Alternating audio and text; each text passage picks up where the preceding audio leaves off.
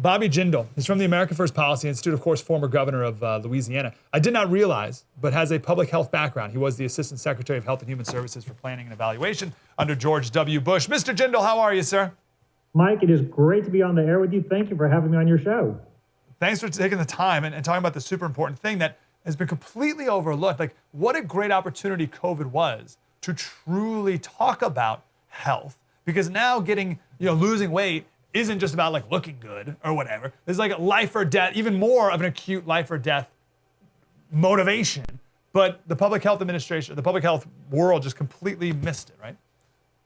No, look, I think that's right. And I think there are three components when you talk about public health and what's healthy. One is this political correctness that doesn't allow us to just talk common sense.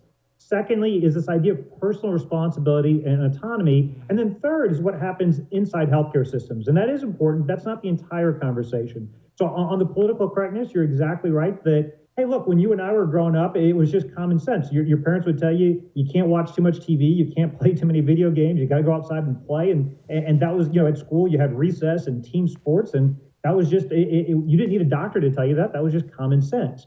Today, because of political correctness, we're supposed to censor what we say. We're not supposed to say what used to be common sense. The second part of this, however, is important as well, which is individual autonomy. Look, it may be true that if you eat nothing but kale, you could live forever. I think people should have choices, right? As adults, especially if I want to eat chocolate chip cookies, or I'm from South Louisiana, we don't have the healthiest lifestyles down here. We enjoy our lives. I think it's really about giving people honest, transparent information and letting them make their own choices. And so you can't be politically correct. You got to be brutally honest with people. You got to tell people, hey, look, if you want to live a healthy lifestyle, you probably have to move more than the average. You've got to eat less. You've got to eat healthier. But then you make the choices. You live with the consequences.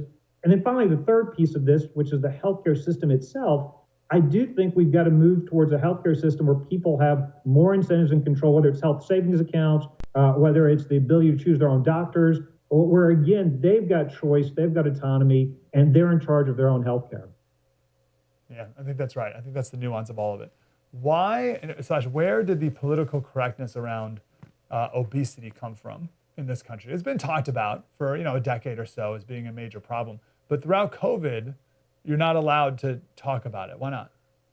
Well, look, COVID is a great example of the politicization of healthcare, right? Because all of a sudden what we've heard is follow the science, but the experts don't follow the science. Dr. Fauci over the weekend decided he gets to decide whether we celebrate Christmas. Apparently, Mike, you and I don't get to decide. I didn't realize I needed the federal government's permission to go and celebrate Christmas with my family. We were told up front, remember the whole evolution of COVID. At first, we were told, hey, look, if you lock yourselves indoors for a few weeks, this will be over. And then it was, if you wear a mask, this will be over. And then it was where if you wear 2 masks. And then it was where if you wear 3 masks. And then it was, well, if you get vaccinated. And then it was, well, if you get vaccinated and then a booster shot. And then it was a vaccinated booster shot and a mask. And you still need permission to go and celebrate with your relatives at Christmas. I think what's happened is the public health elites, just like in so much of the rest of our lives, don't trust the American people. They don't think we can be trusted with information. They don't think we can be trusted or the bottom line facts. And so they will decide for us. And at some undetermined date, they will tell us when COVID is over and when we're allowed to have Christmas, when we're allowed to go to restaurants and go to gyms and go outside the house. You remember last year, this isn't new. Last year, they were chiding us for, there was almost, it wasn't quite this bad, but you almost felt like they were going to go door to door and check to make sure you didn't have too many people for Thanksgiving. It's just, and what we're losing is both the sense of individual rights and responsibilities, but also the willingness to treat the American people as adults. And the same thing's happening when it comes to weight, obesity, when it comes to other chronic diseases like diabetes and other diseases.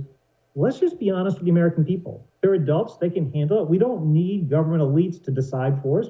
We don't need them to talk down for it to us. We don't need them to make our decisions for us.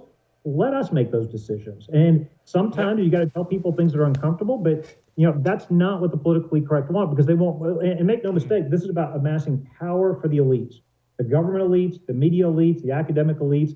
They know better than we do. They want to decide for us. Wow, that was deep and insightful. I want more of that. Like, subscribe, get more.